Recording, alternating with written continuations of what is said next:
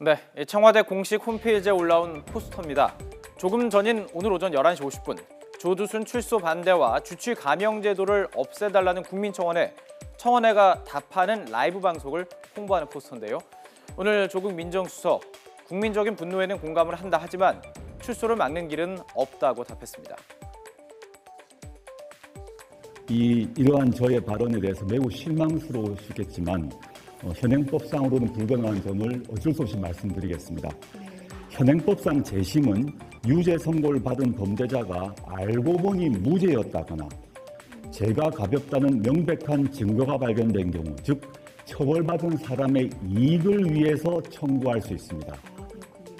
따라서 청원 내용처럼 조두순을 무기징역으로 해달라는 재심 청구는 불가능합니다. 일사부재리의 원칙을 재확인할 수밖에 없었습니다. 조두순 사건 대부분 기억하실 텐데요. 피해자였던 초등학생이 올해 수능 시험을 치를 정도로 성장했지만 이 피해 가족과 당사자는 여전히 불안에 떨고 있기에 국민들이 직접 나선 것입니다. 피해자를 직접 치료했던 신의진 교수의 말입니다. 사실 이번에는 일반인들이 관심을 가져주셔서 그렇지 나영이 아버님과 나영이는 항상 나오면 어떡하나 항상 걱정이셨어요. 네. 실제로 이제 나영이 같은 경우는 얼굴을 잘 모르거든요. 예. 그래서 또 더구나 얼굴 모양이 많이 달라졌을 거고 그래서 자기도 모르게 마주치면 어떡하나. 네. 이런 것들을 상당히 두려워하고 있습니다. 네, 사실 이 조두순 출소 반대, 지난 9월에 청와대 국민청원 게시판에 오른 글이었습니다. 현재 청원자가 60만 명을 넘어선 상태지만 한 달 안에 20만 명을 넘어야만 청와대가 응답한다는 원칙에는 부합하지 못했습니다. 그러자 지난달 다시 주치 감형, 술에 취해서 저지른 범죄를 감형하는 것을 하지 말아달라 이런 청원이 다시 올랐고요. 한 달 안에 이번에는 20만 명을 넘어섰습니다. 그러자 법학자인 조국 민정수석이 다시 마이크를 잡은 것입니다. 지금까지 청와대가 응답한 청원도 좀 살펴보죠.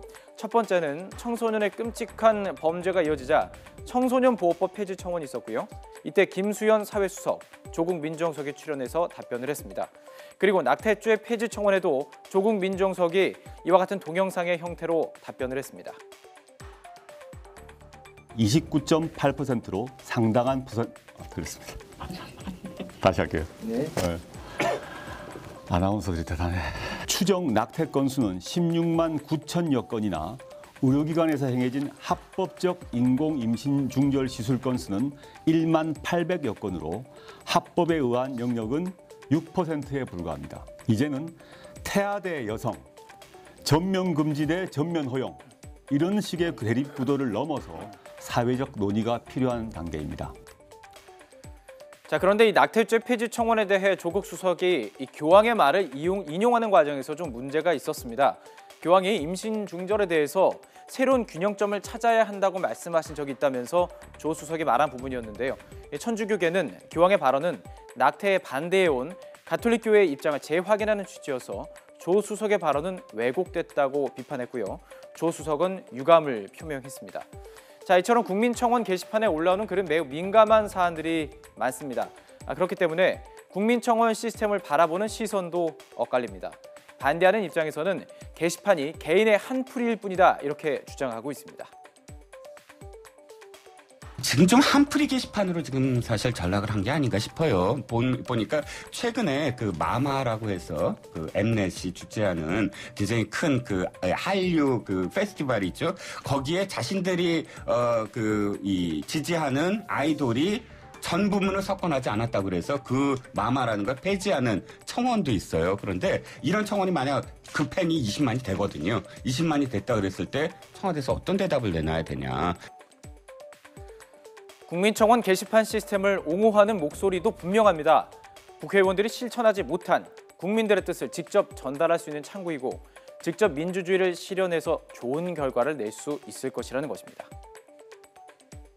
지난 촛불 집회 때 보면 박근혜 전 대통령의 즉각적 탄핵을 요구했음에도 불구하고 국회에서는 정치적 타결하면서 개헌 얘기까지 거래하는 걸 보면서 국민들이 촛불을 들고 거리로 나오게 돼서 결국은 국회의원들이 탄핵에 앞장서게 됐습니다. 아마 전 대의제와 직접민주제가 서로가 보완해 나가면서 상호 경쟁하는 그런 좋은 친구, 파트너가 되지 않겠나 싶은 생각이 듭니다. 두 의견을 모두 들어봤는데요. 평론가들의 지적처럼 직접 민주주의를 실현하는 창구가 되기 위해서는 국민청원 게시판에 개인의 민원이 아닌 전체를 생각하는 의견을 게시하는 것도 중요하겠습니다. 응답하는 정부, 다음 답변은 어떤 청원이 될까요?